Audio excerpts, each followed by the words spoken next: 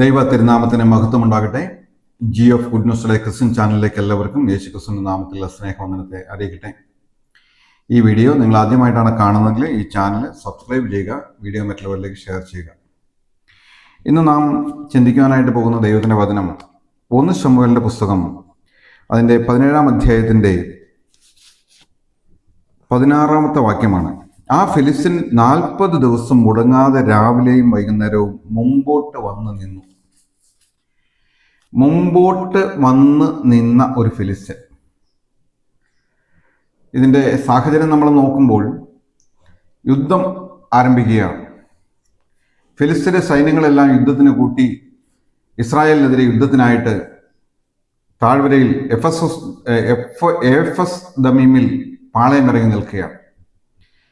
ശത്രു യുദ്ധത്തിനായിട്ട് വരുമ്പോൾ എന്തായാലും ഇവിടെ സ്വന്തം രാജ്യവും യുദ്ധത്തിനായിട്ട് പരിശ്രമിക്കുമല്ലോ. അവരും കോപ്പ് കൂട്ടി ശൗലും ഇസ്രായേലും ഒന്നിച്ചു കൂടി ഏലാ താഴ്വരയിൽ പാളയമിറങ്ങി. 2 താഴ്വരകളിൽ നിന്ന് യുദ്ധത്തിനുള്ള ക്രമീകരണങ്ങൾ നടന്നുകൊണ്ടിരിക്കുകയാണ്. ഫിലിസ്ത്യര് ഒരു താഴ്വരയുടെ ഭാഗത്ത് അവരവിടെ പാളയമിറങ്ങിയിരിക്കുന്നു. ശൗലും കൂട്ടരും അതിന്റെ എതിർഭാഗത്തുള്ള താഴ്വരയിൽ മലയിൽ അവര് പാളയമിറങ്ങിയിരിക്കുകയാണ്.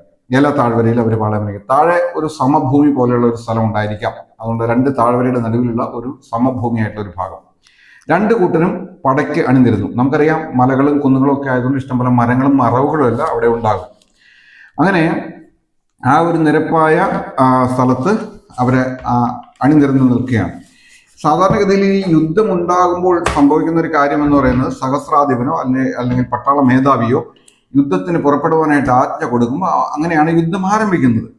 സൈന്യാധിപൻ യുദ്ധം തുടങ്ങാനായിട്ട് ആവശ്യപ്പെടുമ്പോൾ യുദ്ധം ആരംഭിക്കുകയാണ് സാധാരണഗതിയിൽ ചെയ്യുന്നത്. ഇപ്പം മലമുകളിൽ നിന്ന് സാധാരണ രീതിയിൽ ഇങ്ങനെയുള്ള ഏറ്റുമുട്ടലുകൾ ഉണ്ടാകുന്നത് ആദ്യമേ അമ്പെയ്ത്ത് തുടങ്ങും, മറഞ്ഞിരുന്നുള്ള അമ്പെയ്ത്ത് തുടങ്ങും. അങ്ങനെ മറഞ്ഞിരുന്നിട്ടുള്ള അമ്പെയ്ത്ത് തുടങ്ങിയതിന് ശേഷം പിന്നീട് ഇതിൽ നിന്ന് താഴ്വരയിലേക്ക് ധൈര്യപൂർവ്വം ചിലരിറങ്ങും. അപ്പോഴാണ് യുദ്ധം മുറുകുന്നത്. അപ്പോഴാണ് യുദ്ധത്തിനായിട്ട് 2 വശത്തു നിന്നും ആളുകൾ നേരിട്ടിറങ്ങി യുദ്ധം ചെയ്യുന്ന അനുഭവം അമ്പെയ്ത്തെല്ലാം ഉണ്ടാകുന്നതെന്ന് നമുക്ക് കാണുവാൻ സാധിക്കും. ഒരാൾ താഴ്വരയിലേക്ക് ഇറങ്ങാൻ തയ്യാറായി കഠിനമായ പോരാട്ടം ആരംഭിച്ചു എന്നാണ് അതിൻ്റെ ആരംഭം. എന്നാൽ ഇവിടെ സംഭവിക്കുന്ന ഒരു കാര്യം, നേരിട്ടുള്ള യുദ്ധത്തിന് പകരം ഫിലിസ്ത്യരുടെ ഗ്രൂപ്പിൽ നിന്ന്, അവരുടെ പാളയത്തിൽ നിന്ന് ഒരു മനുഷ്യൻ ഇറങ്ങി വരികയാണ്. അത് സാധാരണ ഒരു മനുഷ്യനൊന്നുമല്ല, ഒരു മല്ലനായ മനുഷ്യൻ. ആ മല്ലനായ മനുഷ്യന്റെ ഇതൊക്കെ അവിടെ കൊടുത്തിട്ടുണ്ട്. അവന്റെ ഉയരവും അവൻ ഉപയോഗിച്ചിരിക്കുന്ന വസ്തുക്കളുടെ തൂക്കവും എല്ലാം അവിടെ കൊടുത്തിട്ടുണ്ട്. അവൻ 6 മുഴവും 1 ചാണും നെടുപ്പമുള്ള ഒരുവനാണ്. 6 മുഴം എന്ന് പറയുമ്പോൾ 6.5 6 6 6 3 9 അടി ഉയരം, 9 അടിയും 1 ചാണെന്ന് എന്ന് പറയുമ്പോൾ 9 ഇഞ്ച്. അപ്പൊ 9.25 അടി ഉയരമുള്ള ഒരു മനുഷ്യൻ. അതായത് ഒരു റൂമിൽ നിന്ന്, സാധാരണ റൂമിന്റെ ഉയരം എന്ന് പറയുന്നത് 10 അടിയാണ്. അപ്പൊ ഒരു റൂമിൽ നിന്നാൽ അവന്റെ തല അതിൽ മുട്ടും. 10 അടിയോളം ഉയരമുള്ള ഒരു, അപ്പൊ അതനുസരിച്ച് അവന്റെ ശരീരവും ഭയങ്കരമായിരിക്കുമല്ലോ. ഇത്രയും ഉയരമുള്ള ഒരു മനുഷ്യന്റെ ശരീരവും ഭയങ്കരമായിരിക്കുമല്ലോ. അങ്ങനെ ഭയങ്കരമായ ഒരു മല്ലനായ മനുഷ്യൻ ആ ഫിലിസ്ത്യ പാളയത്തിൽ നിന്ന് മുന്നോട്ട് വരികയാണ്.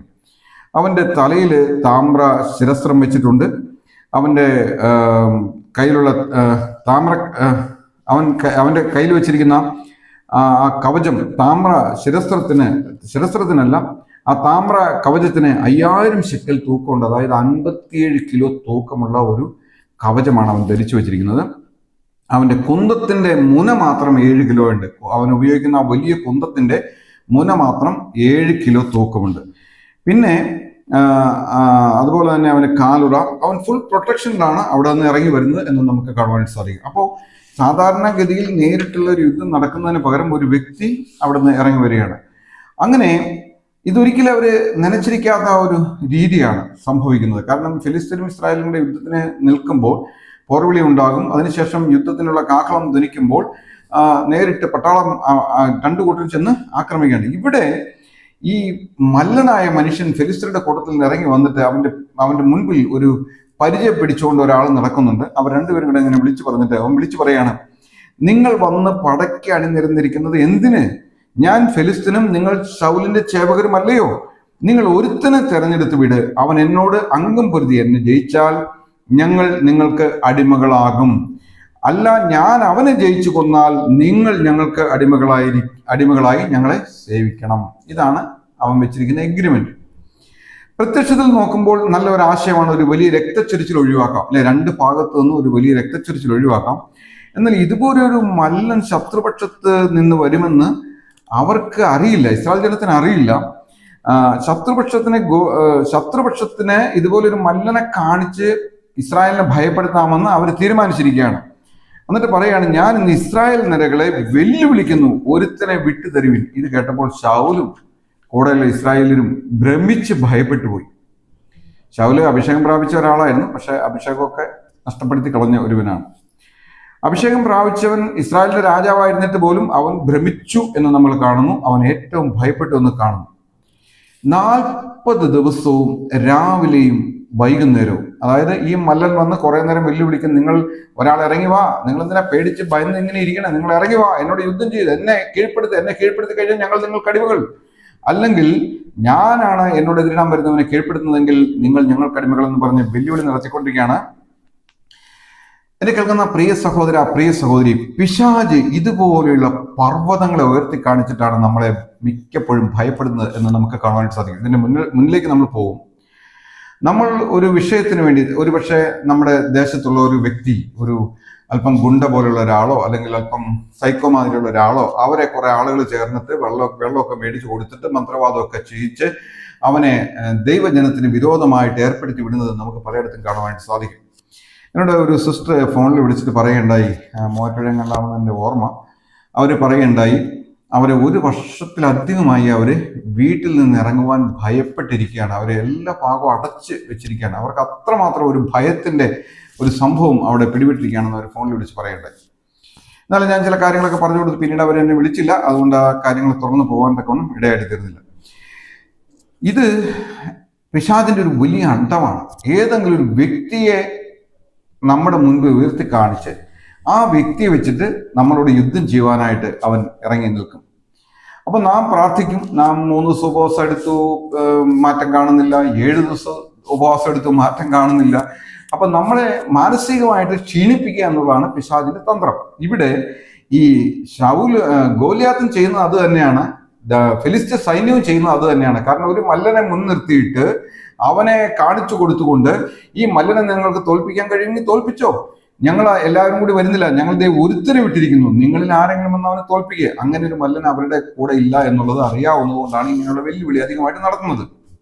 അങ്ങനെ വെല്ലുവിളി, തുടർച്ചയായ പോരാട്ടവും തുടർച്ചയായ ഭീഷണിയും തുടർച്ചയായി മാനസികമായി തകർക്കുകയും ചെയ്യുന്ന രീതിയിലുള്ള പിശാചിന്റെ പോരാട്ടം നമുക്ക് നമ്മുടെ ജീവിതത്തിൽ അനുഭവപ്പെടുന്നത് കാണുവാനായിട്ട് സാധിക്കും.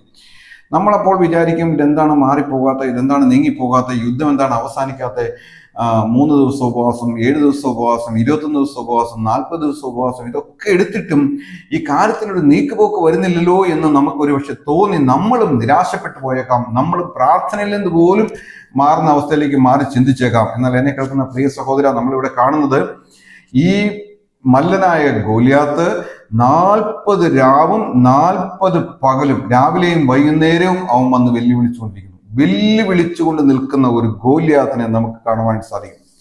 നമ്മൾ ചിന്തിച്ചോളണം, നമ്മൾ ആരും നിരാശപ്പെട്ടു പോകാൻ ആവശ്യമില്ല. ചില പോരാട്ടങ്ങൾ അനേക വർഷങ്ങൾ എടുത്തു വന്നേക്കാം. നമുക്കറിയാം, ഒരു പള്ളിയിൽ, യഹൂദന്മാരുടെ ഒരു പള്ളിയിൽ എബ്രഹാമിന്റെ ഒരു സന്തതിയായിരുന്ന ഒരു സഹോദരി 18 വർഷം കൂനിയായിട്ടിരുന്നു. നമുക്കറിയാം, അതൊരു പിശാചിന്റെ പോരാട്ടമായിരുന്നു, ഒരു സാത്താന്യ ബന്ധനമായിരുന്നു. കർത്താവ് ബന്ധനത്തെ അഴിക്കുന്നത് നമുക്ക് കാണുവാനായിട്ട് സാധിക്കും. 18 വർഷം എബ്രഹാമിന്റെ മകളായിരുന്ന ഇസ്രായേലിന്റെ ഒരു സന്തതിയെ പിശാച് കെട്ടിവെച്ചിരുന്നു നമുക്ക് കാണാൻ സാധിക്കും. ആളുകളൊക്കെ പറയുന്നത് ഇസ്രായേൽ ജനത്തിനോ അല്ലെങ്കിൽ ദൈവജനത്തിനൊന്നും പോരാട്ടം ഉണ്ടാവുകയില്ല, അവർക്കൊന്നും പ്രശ്നങ്ങൾ ഉണ്ടാവുകയില്ല, അങ്ങനെ പറഞ്ഞ് വഞ്ചിക്കുന്ന ആളുകളെ നമുക്ക് കാണാൻ സാധിക്കും. കാരണം പിശാചും അത് തന്നെയാണ് ഉദ്ദേശിക്കുന്നത്. കാരണം ഒരു കാലത്ത് പിശാച് ഇല്ല എന്ന് പറഞ്ഞ ആളുകളെ വിശ്വസിപ്പിക്കുകയായിരുന്നു പിശാച് ചെയ്തുകൊണ്ടിരുന്നത്. ഇപ്പോൾ മന്ത്രവാദമൊന്നും ഫലിക്കില്ല എന്ന് പറഞ്ഞ് വിശ്വസിപ്പിച്ചിട്ടാണ് ദൈവജനത്തെ വഞ്ചിച്ചുകൊണ്ടിരിക്കുന്നത്. അപ്പൊ ദൈവജനം എന്തെങ്കിലും വന്നു കഴിഞ്ഞാൽ ഉടനെ എന്ത് ചെയ്യും? ഉടനെ ആശുപത്രിയിലേക്ക് ഓടുക. ഉടനെ ആശുപത്രിയിൽ പോയി അവിടെ ചെന്ന് സ്കാൻ മുതൽ സകല പരിശോധന നടത്തി കഴിയുമ്പോൾ അതിലൊന്നും കാണുന്നില്ല, ഒരു കുഴപ്പമില്ല, ഒരു പ്രശ്നം. പിന്നെ എവിടുന്നാണ് ഈ പ്രശ്നം? എന്താണ് ഈ പ്രശ്നം? ഈ പ്രശ്നം പിശാച് അയക്കുന്ന മന്ത്രവാദമാണ് എന്ന് നമുക്ക് കാണുവാനായിട്ട് സാധിക്കും. നമ്മുടെ ജീവിതത്തിൽ നമ്മൾ വെല്ലുവിളിച്ചുകൊണ്ട് നമ്മുടെ മുൻപിൽ നിൽക്കുന്ന, രാവിലെയും വൈകിട്ടും വെല്ലുവിളിച്ചുകൊണ്ട് നിൽക്കുന്ന ഇങ്ങനെയുള്ള ഗോലിയാത്തിന്റെ ആത്മാവിനെ നമുക്ക് കാണുവാൻ സാധിക്കും. അവിടെ കാണുന്നത് അവൻ മുൻപോട്ട് വന്നു നിന്നു, നമുക്കെതിരെ വെല്ലുവിളിയുമായിട്ട് നിൽക്കുന്ന ഒരു പൈശാചിക ആത്മാവ്.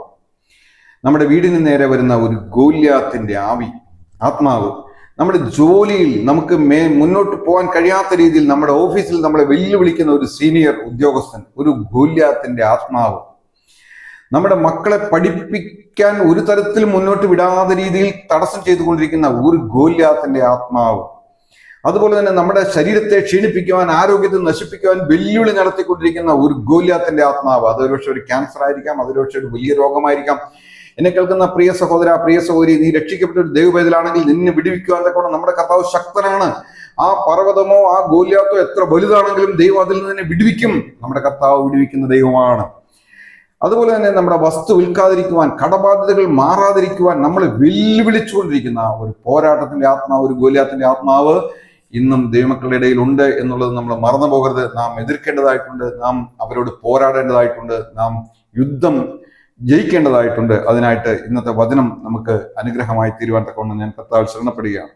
നാം കൊടുത്ത പണം തിരികെ കിട്ടാതിരിക്കുന്നു, നമ്മെ ഭയപ്പെടുത്തുന്ന ഗോലിയാത്ത്. ഇവിടെ ഇസ്രായേൽ ജനം മൊത്തം ഭ്രമിച്ച് ഭയപ്പെട്ടു എന്നാണ് വായിക്കുന്നത്. അതുകൊണ്ടാണ് തിരുവഴുത്തില് നമ്മളോട് പറയുന്നത്, ഭയപ്പെടല്ലേ, നീ ഭയപ്പെടരുത്, ഞാൻ നിന്റെ കൂടെയുണ്ട്. എത്ര ആയിരക്കണക്കിന് ഗോലിയാത്തുമാർ വന്നാലും ഞാനും യേശുവും കൂടി നിൽക്കുകയാണെങ്കിൽ ഞങ്ങൾ ഭൂരിപക്ഷമാണ്, നമ്മളാണ് ഭൂരിപക്ഷം.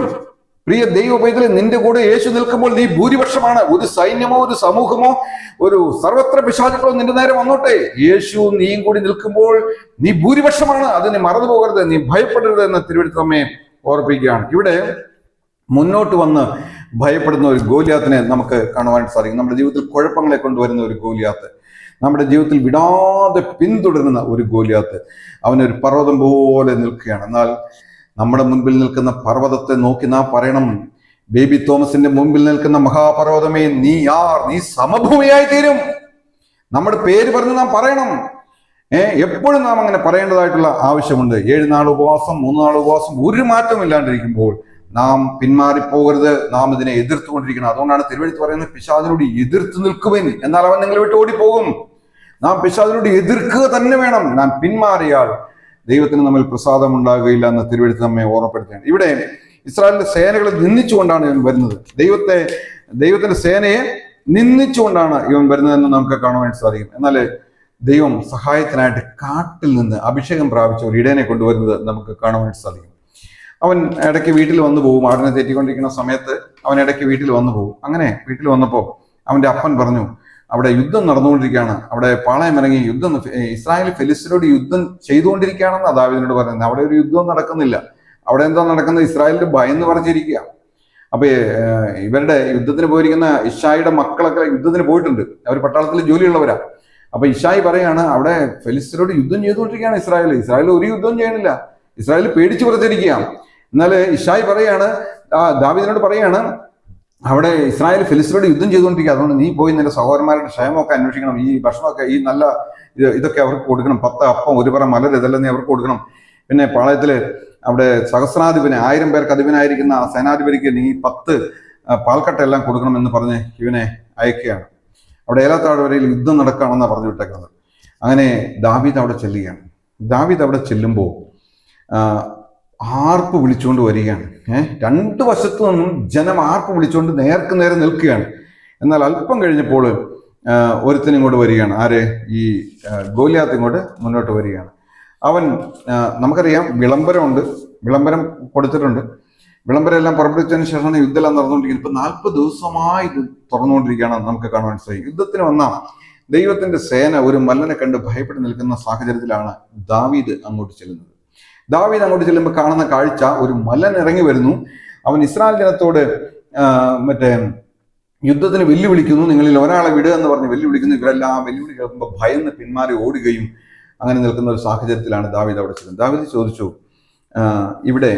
അവിടെ ഒരു വിളംബരം നടത്തിയിട്ടുണ്ട്. എന്താണ് രാജാവ് വിളംബരം നടത്തിയിരിക്കുന്നത്? ഇവനെ കൊന്നാൽ, ഈ ഗോലിയാത്തിനെ കൊന്നാൽ അവന് കരമൊഴിവുണ്ട്, അവന് നികുതി കൊടുക്കണ്ട, എൻ്റെ മകളെ ഞാൻ അവന് വിവാഹം കഴിച്ചു കൊടുക്കും, അതുപോലെ തന്നെ ഞാൻ അവനെ മഹാസമ്പന്നനാക്കും. ദാവീദ് ഒരു വലിയ ശൗൽ രാജാവ് ഒരു വലിയ ഓഫർ വെച്ചിട്ടുണ്ട്. എന്നിട്ട് പോലും ഈ ഗോലിയാത്തിന് നേരെ ചെല്ലുവാൻ തക്കവണ്ണമുള്ള ഒരു ഇസ്രായേലിനും അവിടെ ഇല്ല.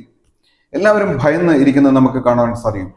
എന്നാൽ ഇവിടെ ദാവീദ് വന്നപ്പോൾ ദാവീദിനെ വിഷമിപ്പിച്ചൊരു കാര്യം, ഇസ്രായേൽ നിരകളെ വെല്ലുവിളിക്കുന്ന, ജീവനുള്ള ദൈവത്തിന്റെ സേനകളെ വെല്ലുവിളിക്കുന്ന ഒരു ഗോലിയാതിനെ കണ്ടപ്പോൾ അവന്റെ ഉള്ളുണർന്നു, അവനിലുള്ള അഭിഷേകം തിളച്ചു.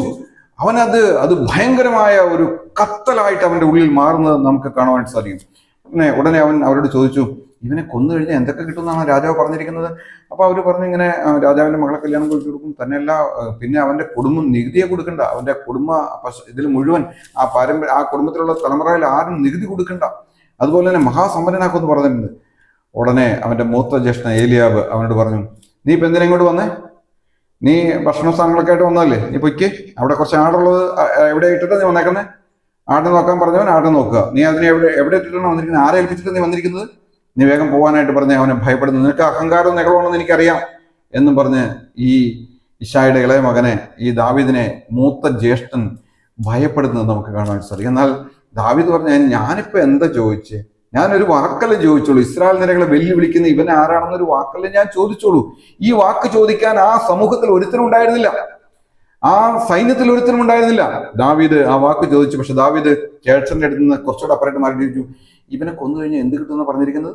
അപ്പൊ അവര് ഇതുപോലെ തന്നെ മറുപടി പറഞ്ഞു, അവനെ കൊന്നു കഴിഞ്ഞാൽ കരവഴി കൊണ്ട് മകളെ കല്യാണം കഴിച്ചു കൊടുക്കും, വലിയ സമ്പന്നനാക്കും. കുറച്ചുകൂടെ അപ്പുറമായിട്ട് മാറി അവിടെ ചോദിച്ചു, ഇവനെ കൊന്നു കഴിഞ്ഞാൽ എന്ത് കിട്ടും? ഈ ഇസ്രായേലിന്റെ സേനകളെ നിന്ദിക്കുന്ന ഇവനെ കൊന്നു കഴിഞ്ഞാൽ എന്ത് കിട്ടും? ദാവീദിനിപ്പോ കരമൊഴിവ് കിട്ടുമോ അല്ലെങ്കിൽ മകളെ കെട്ടിച്ചു കിട്ടുമോ എന്നുള്ള പ്രശ്നം, പക്ഷെ എല്ലാവരുടെ അടുത്തും താൻ കാര്യങ്ങൾ അന്വേഷിക്കുകയാണ്.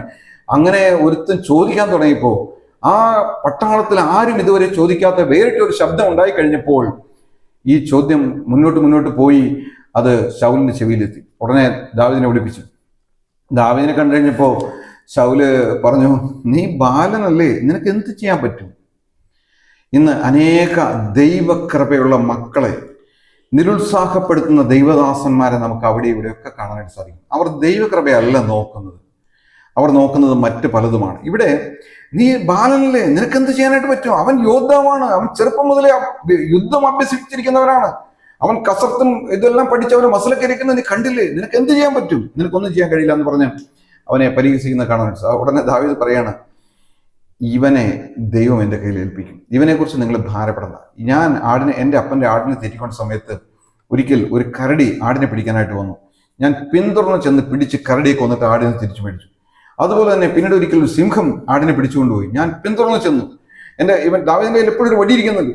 ഞാൻ ആ വടി കൊണ്ട് സിംഹത്തെ അടിച്ചിട്ട് അതിന്റെ വായിൽ നിന്ന് കുട്ടിയെ പിടിച്ചു വാങ്ങി, ആട്ടിൻകുട്ടിയെ പിടിച്ചു വാങ്ങി. അപ്പോൾ അത് എൻ്റെ നേരെ വന്നു. ഞാൻ താടിക്ക് പിടിച്ച് അതിനെ അടിച്ചു കൊന്നു. അങ്ങനെ ആ കാര്യങ്ങളെല്ലാം പറഞ്ഞപ്പോൾ ശരി, എന്നാ ശൗലാണെങ്കിൽ ഒരു മനുഷ്യ കുഞ്ഞൊന്ന് രംഗത്തിറങ്ങാനില്ലാതെ, ചത്താലും വേണ്ടില്ല ഒരാളൊന്ന് രംഗത്തിറങ്ങാനില്ലാതിരിക്കുകയാണ്. ആ സമയത്താണ് ദാവീദ് എന്ന് പറയുന്ന ചെറുബാലൻ വരുന്നത്. ശരി, അവനെ പടക്കുപ്പായവും ചട്ടയൊക്കെ എടുപ്പിച്ച് കഴിഞ്ഞിട്ട് ഇതൊന്നും ഇട്ടിട്ട് പുള്ളിക്ക് നടക്കാൻ പറ്റില്ല, പരിശീലനമില്ല. ഇവൻ അങ്ങ് ചെല്ലുന്നത് നമുക്ക് കാണുവാനായിട്ട് സാധിക്കും. ഉടനെ ഇവൻ ഗ്രൗണ്ടിലേക്ക് ഇറങ്ങിക്കഴിഞ്ഞപ്പോൾ അവിടെ സംഭവിക്കുന്ന ഒരു കാര്യം, ഈ മല്ലൻ ചോദിക്കുന്ന ഒരു ചോദ്യമുണ്ട്. ഫെലിസ്ത്യൻ ദാവീദിനോട് ആദ്യം നോക്കിയിട്ട് അവനെ നിന്ദിക്കുന്നത് കാണുവാൻ സാധിക്കും. ശത്രു നമ്മുടെ നേരെ വരുമ്പോൾ യുദ്ധത്തിനായിട്ട്, അതായത് പിശാച് നമ്മുടെ നേരെ ഒരു അറ്റാക്ക് ആരംഭിക്കുമ്പോൾ ആദ്യം ചെയ്യുന്നത് നിന്ദിക്കുകയായിരിക്കും, നമ്മളെ പരിഹസിക്കുകയായിരിക്കും, നമ്മളെ പുച്ഛിക്കുകയായിരിക്കും. അതൊരു വ്യക്തി മൂലമായിരിക്കാം, നമ്മുടെ സ്വന്തക്കാർ മുഖാന്തരമായിരിക്കാം, നമ്മുടെ അയൽവക്കത്തുള്ളവർ മുഖാന്തരമായിരിക്കാം. നമ്മളെ അങ്ങ് നിന്ദിക്കും. ഒരു കാര്യം ഉണ്ടാവില്ല, ഒരു കാരണം ഉണ്ടാവില്ല, നമ്മളെ അങ്ങ് നിന്ദിക്കും, അങ്ങ് പരിഹസിക്കും. അതാണ് ആദ്യം ചെയ്യുന്നത്, നമ്മളെ ക്ഷീണിപ്പിക്കുക എന്നുള്ള ഒരു തന്ത്രമാണ് അത് ആദ്യം. പിന്നീട് പറഞ്ഞത്, നീ വടിയുമായി എൻ്റെ നേരെ വരാൻ ഞാൻ എന്താ നായാണോ എന്ന് പറഞ്ഞ് തൻ്റെ ദേവന്മാരുടെ നാമം ചൊല്ലി ശപിച്ചു. പിശാച് അവൻ്റെ ഏജന്റുമാരും സാത്താന്യ പൂജാരികളും അതുപോലെ തന്നെ മന്ത്രവാദത്തിന് പോകുന്ന ആളുകളും ചെയ്യുന്നത് ദൈവമക്കളുടെ പേരുകൾ വെച്ചുകൊണ്ട് അവരെ ശപിക്കുകയാണ്, അവരെ നിരുത്സാഹപ്പെടുത്തുകയാണ്, അവരുടെ ആശീർവാദങ്ങൾ അനുഗ്രഹങ്ങൾ തടയുവാൻ തക്കണം അവരെ ശപിച്ചുകൊണ്ടിരിക്കും. അതാണ് പിശാച് ചെയ്യുന്ന ഒരു വേല. പിശാചിനല്ലാതെ നല്ലത് പറയാൻ അറിയില്ലല്ലോ, ശപിക്കാനല്ലേ അറിയാവുള്ളൂ. ഇവിടെ ഇവനും ഈ ഗോലിയാത്തും ദാവീദിനെ കണ്ടപ്പോൾ, ചെറുബാലനാണ്, ഇത്രയും ആൾക്കാരുണ്ടായിട്ട് ഒരുത്തിന് എൻ്റെ നേരെ വന്നില്ല, ഇപ്പം നീ എൻ്റെ നേരെ വരുന്നോ എന്ന് പറഞ്ഞിട്ട് അവന്റെ ദേവന്മാരുടെ നാമം ചൊല്ലി ശപിക്കുന്നത് നമുക്ക് കാണുവാൻ സാധിക്കും. നിന്റെ മാംസം, നീ കൊണ്ട് വാ, നിന്റെ മാംസം ഇന്ന് ഞാൻ വെട്ടിക്കീറി കഷ്ണങ്ങളാക്കി കാട്ടിലെ പക്ഷികൾക്കും മൃഗങ്ങൾക്കും എല്ലാം ഇരയാക്കുന്നുണ്ടെന്ന് പറഞ്ഞു. ഉടനെ ദാവീദ് പറയാണ്, നീ വാളും കുന്തവും വേലുമായിട്ട് എൻ്റെ നേരെ വരുന്നു, ഞാനോ നീ നിന്ദിച്ചിട്ടുള്ള ഇസ്രായേൽ നിരകളുടെ ദൈവമായ സൈന്യങ്ങളുടെ കർത്താവിന്റെ നാമത്തിൽ നിന്റെ നേരെ വരുന്നു. എന്നെ കേൾക്കുന്ന പ്രിയ സഹോദര, പ്രിയ സഹോദരി, യേശുക്രിസ്തുവിന്റെ നാമത്തിന്റെ ശക്തി നമ്മൾ അറിഞ്ഞു കഴിഞ്ഞാൽ നമ്മളൊക്കെ എത്ര ധൈര്യശാലികളായിരിക്കുമെന്നറിയാവോ? യേശുക്രിസ്തുവിന്റെ നാമത്തിൽ മുട്ടുമടക്കാത്ത ഒരു ഭൂതങ്ങളും ഒരു പിശാചുക്കളും ഇല്ല. ഭൂലോകത്തിലെയും അധോലോകത്തിലെയും സ്വർലോകങ്ങളിലെയും എല്ലാ മുഴങ്കാലുകളും യേശുക്രിസ്തുവിന്റെ നാമത്തിൽ മടങ്ങും. എന്നാൽ പിശാചിന് അവകാശം പറയാൻ നമ്മുടെ കയ്യിൽ എന്തെങ്കിലും ഉണ്ടെങ്കിൽ നമ്മൾ യേശുവിന്റെ നാമം പറയാൻ പോയി കഴിഞ്ഞാൽ അതിന് ഒരു പ്രയോജനം ഉണ്ടാകാനായിട്ട് പോകുന്നില്ല. പിശാചിന് അവകാശം പറയാനുള്ള വസ്തുക്കൾ എന്തൊക്കെ ആയിരിക്കും എന്നുള്ളത് നിങ്ങൾക്ക് അറിയണമെങ്കിൽ എന്നെ ഫോണിൽ വിളിച്ചാൽ ഞാൻ നിങ്ങളോട് പറഞ്ഞുതരാം. അത് പബ്ലിക്കായിട്ട് എനിക്ക് ഇതിലൂടെ പറയാനായിട്ട് ബുദ്ധിമുട്ടുണ്ട്. അപ്പോൾ ദാവീദ് പറയുകയാണ്, നീ വാളും കുന്തവും വേലുമായി എന്റെ നേരെ വരുന്നു, ഞാനോ നീ നിന്ദിച്ചിട്ടുള്ള ഇസ്രായേൽ നിരകളുടെ ദൈവമായ സൈന്യങ്ങളുടെ കർത്താവിന്റെ നാമത്തിൽ നിന്റെ നേരെ വരുന്നു. യേശുവിന്റെ നാമത്തിന്റെ ശക്തി അതിഭയങ്കരമാണ്. ഒരിക്കലേ ഒരു സ്ഥലത്ത് ഒരു മതിൽ കെട്ടണം, ചാലക്കുടിയിലാണ്. അപ്പോൾ ഒരു സഹോദരന്റെ പറമ്പ് കിടക്കുകയാണ്. ഒരു ക്വാർട്ടേഴ്സിന് നടുവിൽ കിടക്കുന്ന ഒരു പറമ്പല്ല, ഒരു പാടമാണ്. അതിന് മതിൽ കെട്ടാൻ നോക്കിയിട്ട് ഒരു തരത്തിലും നടക്കുന്നില്ല. ഞങ്ങൾ തമ്മിൽ ഇങ്ങനെ സംസാരിക്കുന്ന പേരോട് ചോദിച്ചു, ഇങ്ങനെ ഒരു സംഭവം ഉണ്ട്, എനിക്ക് മതിൽ കിടക്കാൻ പറ്റില്ല, അവിടെ സിമെന്റ് ഇറക്കി വെച്ച സിമെന്റ് കട്ടുകൊണ്ട് പോകും, കല്ലോ എന്തെങ്കിലും ഇറക്കി വെക്കാൻ ചെന്ന തടസ്സങ്ങളും കാര്യങ്ങളൊക്കെയാണ്. അപ്പം ഞാൻ പറഞ്ഞു, എനിക്ക് ആ വർക്ക് എനിക്ക് തരാനായിട്ട് പറഞ്ഞു. ഞാൻ ആ വെല്ലുവിളി ഏറ്റെടുത്ത് ചില സഹോദരന്മാരെല്ലാം കൂട്ടി ഞാൻ വർക്കിനായിട്ട് പോയി. ഞാൻ അവിടെ സിമെന്റ് 20 ചാക്കാണോ 50 ചാക്കാണോ സിമെന്റ് ഇറക്കി വെക്കാൻ ഞാൻ അദ്ദേഹത്തോട് പറഞ്ഞു, ഇറക്കി വെച്ചു. ഞാൻ യേശുവിന്റെ നാമത്തിൽ പ്രാർത്ഥിച്ചിട്ട് അവിടെ നിന്ന് പോകുന്നു. ആ വർക്ക് തീരുന്നവരെ അവിടെ ഒരു ദോഷം ഉണ്ടായില്ല, കുഴപ്പമുണ്ടായില്ല. പക്ഷെ ഞാൻ ഒരു 1.5 മാസക്കാലം അതിന്റെ പിന്നാലെ നടന്ന് അധ്വാനിച്ചിട്ട് അദ്ദേഹം ഒരു നന്മ കാണിച്ചില്ല എന്നുള്ളത്, അതൊക്കെ കഷ്ടം പിടിച്ച കുറെ കാര്യങ്ങളാണ്. ഇന്നും അങ്ങനെയുള്ള ആളുകളൊക്കെ ഉണ്ട്. അവർക്ക് വേണ്ടി നമ്മൾ ദൈവസന്നിധിയിൽ നിന്ന് പ്രാർത്ഥിച്ച് പോരാടി നന്മകളൊക്കെ ഉണ്ടാക്കി കൊടുത്താൽ നമ്മളോട് കരുണ കാണിക്കാത്ത ആളുകളൊക്കെ ഉണ്ട്. കുഴപ്പമില്ല, പോട്ടെ. കർത്താവ് നല്ലവനാണല്ലോ, അവൻ വിശ്വസ്തനാണല്ലോ, വാക്ക് മാറാത്തവനാണല്ലോ. അപ്പൊ കർത്താവ് ദാവീദ് നിർത്തുന്നില്ല. ദാവീദ് പറയാണ്, കർത്താവ് ഇന്ന് നിന്നെ എന്റെ കയ്യിൽ ഏൽപ്പിക്കും, ഞാൻ നിന്നെ കൊന്ന് നിന്റെ തല ഛേദിച്ചു കളയും. തന്നെയല്ല, ഫെലിസ്ത്യ സൈന്യങ്ങളുടെ ശവങ്ങളെ ആകാശത്തിലെ പക്ഷികൾക്കും ഭൂമിയിലെ മൃഗങ്ങൾക്കും ഇരയാക്കും. ഇസ്രായേലിൽ ഒരു ദൈവം ഉണ്ടെന്ന് സർവ്വഭൂമിയും അറിയും. പിശാചിന് നേരെ വെല്ലുവിളിച്ച് നിൽക്കുവാനുള്ള ദൈവ മക്കൾ ഇന്നില്ലാത്തതാണ് ഏറ്റവും വലിയ പരാജയം. യേശുവിന്റെ നാമം എടുത്ത് വെല്ലുവിളിക്കുവാനുള്ള ദൈവമക്കൾ വളരെ കുറഞ്ഞിരിക്കുന്നു. ധൈര്യമില്ല, ഭയമാണ്. അതുകൊണ്ടാണ് കർത്താവ് പറയുന്നത്, ഭയപ്പെടല്ലേ, നീ ഉറപ്പും ധൈര്യമുള്ളവനായിരിക്കുക. നമ്മുടെ കർത്താവ് വാക്കുമാറാത്തവനാണ്. നമ്മുടെ കർത്താവ് നമ്മളോടൊപ്പം ഉള്ളപ്പോൾ നാം ഭൂരിപക്ഷമാണ്. ഇത് നമ്മുടെ ബുദ്ധിയിൽ കയറിയിട്ട് കാര്യമില്ല, നമ്മുടെ ഉള്ളിലേക്ക് കിടക്കണം. നമ്മുടെ ഉള്ളിൽ ഈ വചനം ജീവനാകണം. അപ്പൊ നമുക്ക് മനസ്സിലാക്കും അതിന്റെ പവർ എത്രയാണെന്ന് നമുക്ക് മനസ്സിലാക്കുവാനായിട്ട് സാധിക്കും. ഫെലിസ്ത്യൻ ദാവീദിനെ നേരെ അടുക്കുകയാണ്. അത് നമുക്കറിയാലോ, ഇവര് നിൽക്കുന്നത് 10 മീറ്റർ അകലമൊന്നുമല്ല, കുറച്ച് അകലാണ്. 2 താഴ്വരകളുടെ 2 മല ഓരങ്ങളുടെ നടുവിലാണ്. അപ്പോൾ അവിടുന്ന് ഫെലിസ്ത്യൻ തന്റെ പടച്ചട്ടൊക്കെ എടുത്തു പിടിച്ചിട്ട് ഇങ്ങോട്ട് വരികയാണ്. ദാവീദ് ഇവിടുന്ന് എന്ത് ചെയ്തു? ദാവീദ് സാധാരണഗതിയിൽ ആ ഒരു നടത്തം, ഒരു സ്റ്റെപ്പ് വെക്കുമ്പോൾ തന്നെ ഭയന്ന് പോകേണ്ടതാണ്. ദാവീദിലുള്ള അഭിഷേക നിമിത്തം ദാവീദ് ഫെലിസ്ത്യന് നേരെ അങ്ങോട്ട് ഓടുകയാണ്. ഓടിച്ചെന്നതിന് ശേഷം അവന്റെ കയ്യിലുള്ള കവണയിൽ നിന്ന് ഒരു കല്ലെടുത്ത് ഒരൊറ്റ വീക്ക് അത് കൃത്യമായിട്ട് ഫെലിസ്ത്യന്റെ നെറ്റിയിൽ പതിച്ച് ഫെലിസ്ത്യൻ അവിടെ വീണു. 40 ദിവസം രാവും പകലും ഇസ്രായേൽ നിരകളെ വെല്ലുവിളിച്ചു. പൈശാചിക ശക്തിയുടെ ആ വീരൻ ദാവീദ് എന്ന ചെറുബാലന്റെ മേലുള്ള അഭിഷേകം നിമിത്തം അവന്റെ ഒരു കല്ല് അവന്റെ നെറ്റിയിൽ പതിച്ചപ്പോൾ അവൻ കമന്ന് വീണു. ദാവീദ് ഓടിച്ചെന്നു അവന്റെ പുറത്ത് കയറുന്നതിന് ശേഷം അവന്റെ വാള്, അത് തന്നെ വലിച്ചൂരാൻ വലിയ ഭാരമാണ്. ആ വാള് വലിച്ചൂരി അവന്റെ കഴുത്ത് വെട്ടി അവനെ കൊന്നുകളയുന്നത് നമുക്ക് കാണുവാനായിട്ട് സാധിക്കും. ഈ തങ്ങളുടെ മല്ലൻ കൊല്ലപ്പെട്ടു എന്ന് അറിഞ്ഞ സമയം തന്നെ ഇതാ ഫെലിസ്ത്യന്മാർ കൂട്ടത്തോടെ ഓടുന്നത് നമുക്ക് കാണുവാൻ സാധിക്കും. ഇസ്രായേൽ തന്നെ അവരെ പിന്തുടർന്നു, അവരെ ഓടിച്ചു. ആ ഫെലിസ്ത്യ പാളയം കൊള്ളയിടുന്നത് നമുക്ക് കാണുവാൻ സാധിക്കും. എന്നെ കേൾക്കുന്ന പ്രിയ സഹോദര, പ്രിയ സഹോദരി, നീ ഭയന്നിരിക്കുകയാണോ? നിനക്കെതിരെ മന്ത്രവാദം ചെയ്യുന്നത് തുടർച്ചയായ മന്ത്രവാദങ്ങൾ നിർത്താതെ വരുമ്പോൾ നീ പിന്മാറുകയാണോ? നീ ഭയന്നിരിക്കുകയാണോ? എന്ത് ചെയ്യണമെന്നറിയാതെ നീ വിഷമിച്ചിരിക്കുകയാണോ? നിന്റെ ദൈവം വാക്കുമാറാത്ത ദൈവമാണ്. ഒരു ദിവസം ഈ മല്ലൻ വീഴും. നിന്നോട് സവാൽ വിട്ടുകൊണ്ടിരിക്കുന്ന, നിന്നെ വെല്ലുവിളിച്ചുകൊണ്ടിരിക്കുന്ന ഈ ഗോല്യാത്തിന്റെ ആത്മാവ് വീഴും. അവൻ എത്ര ഉയരമുള്ള പിശാചാണെങ്കിലും, എത്ര ശക്തിയുള്ള പിശാചാണെങ്കിലും, നിന്റെ യേശുവിന്റെ മുമ്പിൽ അവൻ തകർന്നടിയും. നീ യേശുവിനെ വിടാതെ പിടിക്കുക, മുറുകെ പിടിക്കുക, അവനെ സ്തുതിക്കുക, അവനെതിരെ പിറുപിറുക്കല്ലേ. അത് നിനക്ക് ദോഷം മാത്രമേ വരുത്തുകയുള്ളൂ. കർത്താവിനെ മുറുകെ പിടിക്കുക, കർത്താവിന്റെ വചനത്തെ മുറുകെ പിടിക്കുക. നമ്മുടെ കർത്താവ് വലിയവനാണ്. ഈ ലോകത്തുള്ളവനേക്കാൾ വലിയവൻ നമ്മുടെ ഉള്ളിലിരിക്കുന്നു. മഹത്വത്തിന്റെ പ്രത്യാശ ക്രിസ്തു നമ്മുടെ ഉള്ളിലിരിക്കുന്നു. അതുകൊണ്ട് യേശു ക്രിസ്തുവിനെ ഉയർത്തിപ്പിടിച്ച് മുന്നോട്ട് പോകാൻ തക്കവണ്ണം, നമ്മുടെ മുൻപിലുള്ള സകല ഗോലിയാത്ത ആവികളും നിർമൂലമാകുവാൻ തക്കവണ്ണം ദൈവത്തിന്റെ പരിശുദ്ധാത്മാവ് നമ്മെ ഓരോരുത്തരെയും സഹായിക്കട്ടെ. കർത്താവിന്റെ വലിയ നാമം ഇന്നും എന്നേക്കും വാഴ്ത്തപ്പെടുമാറാകണം. നമുക്ക് പ്രാർത്ഥിക്കാൻ. ഞങ്ങളുടെ സ്വർഗ്ഗീയ പിതാവായ ദൈവമേ, ഇന്ന് വചനം കേട്ട മക്കളൊക്കെ നീ അനുഗ്രഹിക്കണമേ കർത്താവേ. ദൈവം ചാനൽ സബ്സ്ക്രൈബ് ചെയ്തിരിക്കുന്ന ഓരോരുത്തർക്കായിട്ടും പ്രാർത്ഥിക്കുന്നവരൊക്കെ അനുഗ്രഹിക്കണം കർത്താവേ. ദൈവനാമം മഹിമപ്പെടണമേ. യേശു ക്രിസ്തുവിന്റെ പരിശുദ്ധമായ നാമത്തിൽ തന്നെ ആമേൻ.